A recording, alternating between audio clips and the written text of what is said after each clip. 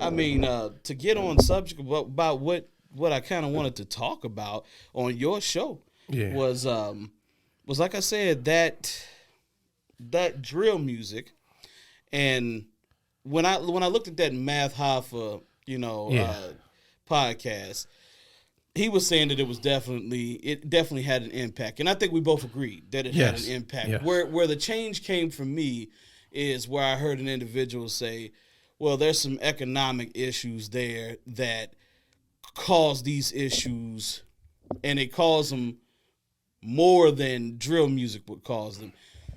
I tried to get what he was saying, but then I was like, nah, you know what I'm saying? Because at the end of the day, here's my thing. And it's like you and I, we kind of disagree on it a little bit.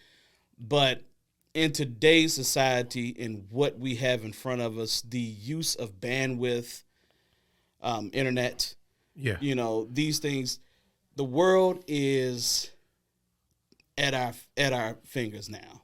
The whole world. I agree. Because it stretches not only to the U.S., this stretches globally. Mm-hmm. So whatever we want to open, whatever endeavors we have, we can do these things globally, you know what I'm saying, and get things done. People don't even have to see your face, for you to conduct business. So when I hear people say that there's something economic that's stopping us from doing what we're supposed to be doing, I have to disagree with that. I have to.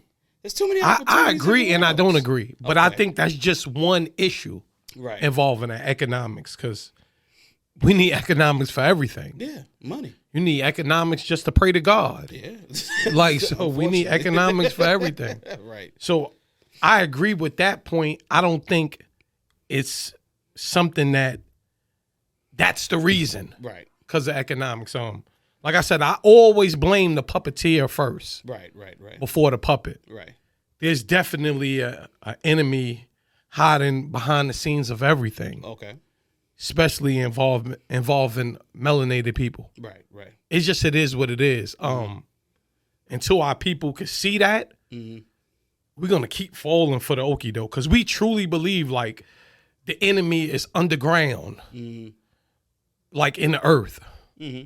And he got a pitchfork. Talking about Satan. Yeah, and he's red, and he got horns and all of that. Right. I get you. Till we know what the true enemy is, we're going to keep, as far as melanated people, we're going to keep being at the bottom of the totem pole. Right. So do you still feel like the enemy still has that much power to influence our way of thinking? Yes. And I guess that's the issue that I have right there. Like, how now more than ever, with this much information at our fingertips, how can they influence our way of thinking? The number one reason, most of us don't know there's an enemy. Oh, all right. He tricked us to believe there is no enemy. Like, the enemy doesn't have to do a lot of work right now. Mm-hmm. We're going to do it for him, or the machine is a well-oiled machine. Right. And it's going to run regardless. It's a system. So it's going to run regardless.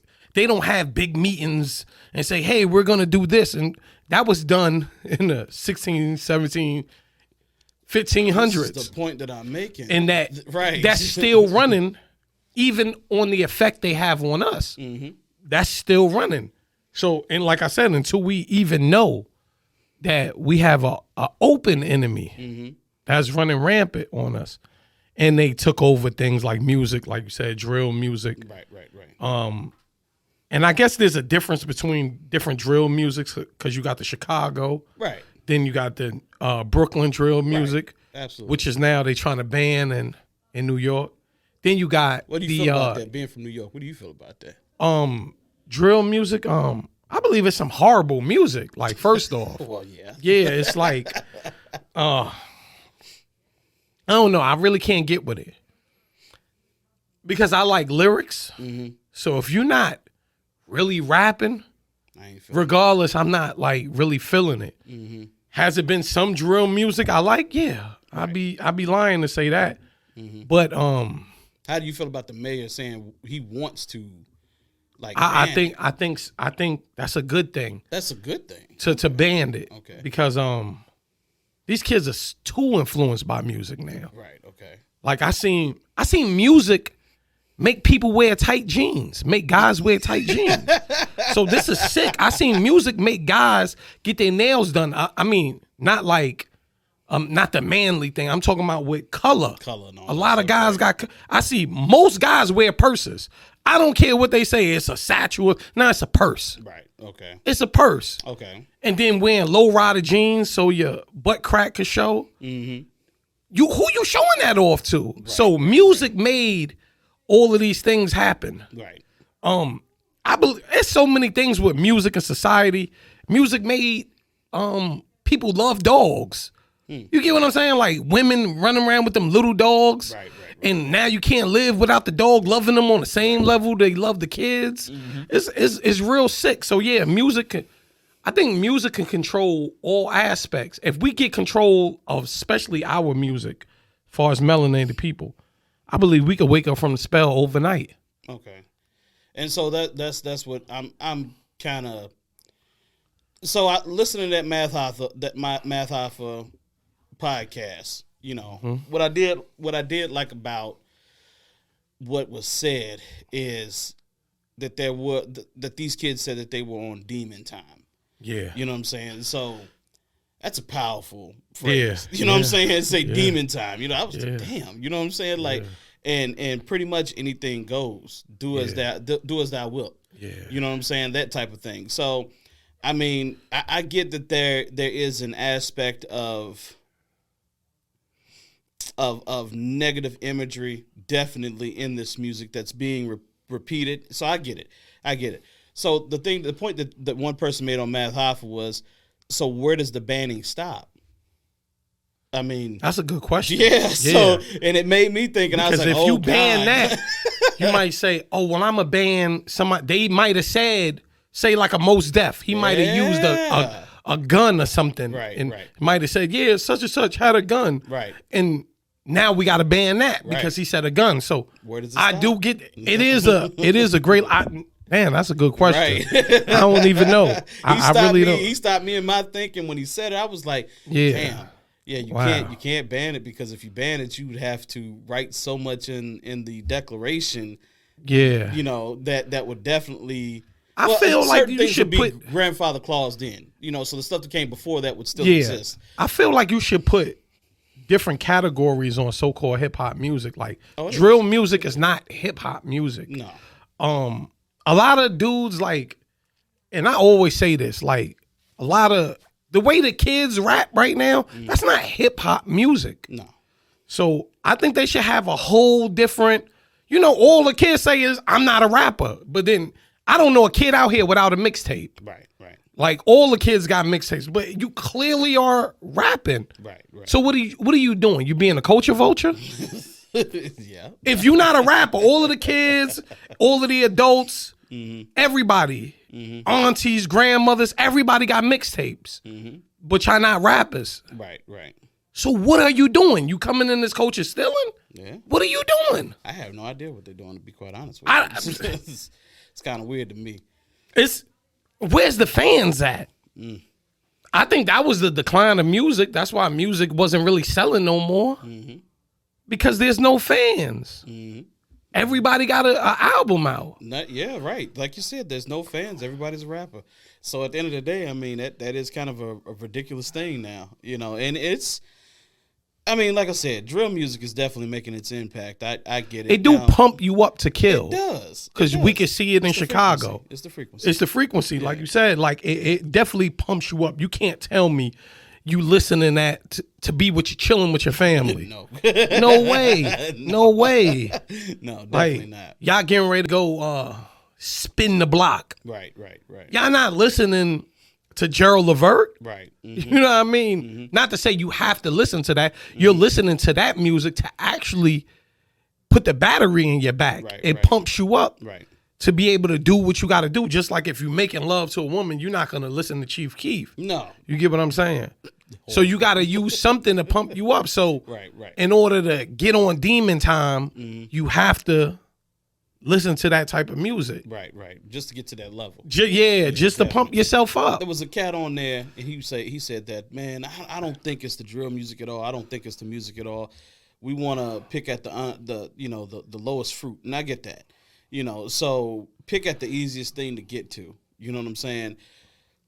And here's the thing. He said that he believes that it's the product of the environment. So the environment creates what you're seeing, and the music is the story of what you're seeing. Mm-hmm. And so immediately I said, that's not correct, brother. And the reason being is because him being in New York City, he's seeing a different environment. Yeah. Us being in Roanoke, me being from Roanoke, you being in Roanoke, you can see how much the pace slows down, right? Mm-hmm. Mm-hmm. I've seen kids personally who have acted out in an aggressive manner in the same way that these kids on these crazy videos, 26, 20, 28 guns, flashing. I've seen those kids act in that aggressive manner, and they're nowhere near a project. Yeah, they're in the suburbs. Black kids in the suburbs, wanting to sell drugs, wanting to go out here and shoot up blocks. Yeah, wanting to go out here and get in a fight every single second by the second. Wanting to go out here and steal, and they're nowhere near a project. So how does he explain that? If the environment is the problem, it has a whole lot of levels.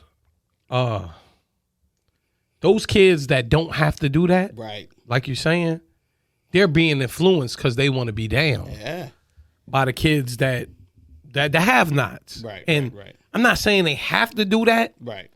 But they literally might have never seen nothing else. Right. Because their mind never went nowhere else because they don't see it. Right. Like I think I was telling you before, like if you becoming a doctor, don't move out of your neighborhood. Right. Stay there so kids could see a positive influence in their neighborhood. Like, hey man, Mr. Such and Such, he a doctor, so I could be one. Right. If these kids are only seeing gangbangers, like I don't know a kid that's not a blood in the area, and probably nowhere. Like it be kids that don't even be bloods say they bloods. So I don't know a kid that's not in a gang. It sounds crazy, but I don't know a kid that's really in the gang. Right. They be in they just make themselves in the gang. Right. But that's dangerous. Not to say that they won't kill nobody. Right, because they will. Because they will. Mm-hmm. So it definitely got so many layers to tackle. But that's a dangerous thing being in the level that you don't have to do this. Right. You come from good stock or whatever. Right. And those be the worst. Yeah, that's what I'm saying. Yeah, they be the ones that where them other kids who don't have nothing will give their right arm to be in your position. Right. To be in a position to grow up in a nice house in a nice environment where you can walk outside, not hear gunshot, beautiful foliage everywhere. Yeah, both parents got cars and you got an extra one right here. Yeah. You got internet, you got the Xbox, you got a laptop, you got tablets, you got everything to your, everything in your hands. You got it. But you still want to be down. And that's where I would have had to have stopped that, brother. And most people in the barbershop with Math Alpha, they agreed with him because being from New York, that's what they see. Yeah. It's the concrete jungle. But it's good kids there too, just like everywhere. I'm in no way, shape, or form saying that all New York kids are terribly fucked up. No, that's not the case. Because I know a lot of good people in New York. Yeah. What I'm saying is that it's quite possible that that's all that they're seeing. Yeah, that's here where we're at in Virginia, we ain't seeing that. Yeah, we got our projects here. We got that, but let's just be honest. I talked to my brother the other day. He's in Charlotte, North Carolina. He said every day there is a homicide on the news. Yeah, every day. In Charlotte. Right. So that's not the case here. Now, we'll have a homicide often. Yeah. Maybe once every 2 weeks or so. You know what I'm saying? Yeah. But it's not every single day. But when you in a certain world, you can't see other worlds. That's right. So say if you live here, there's neighborhoods that's real bad. Right. It might be a 4-block stretch. That's it. But your mind can't go past them 4 blocks. So you don't know. Right. And I understand. I understand. How do we stop it? I don't have the answers. I don't I don't have the answers. Thing about it. Nobody has the answer. Well, we all have the answer. It's just how do you get that answer implemented? I think there's many different answers. Right. I don't think nobody can be right. Right. My number one would be strong family structure. That is my number one. I think that could eliminate. But that's not going to protect everybody. No, you know what's so crazy? I used to say this a few years ago, and this might seem small, right? With the family structure, right? Yeah. Families don't sit down at the table and eat no more. No, they don't. So if that was just to happen, just that little thing, every day you sit down and eat with your family, talk to them. Right. That could just eliminate a whole lot of problems. Right. It might sound small, it might sound crazy, but that can eliminate a lot of problems within the house and outside the house. Right. Like, no doubt. We definitely, like I said, there's so many layers, so many different things, but we definitely need to bring that back. That's the question that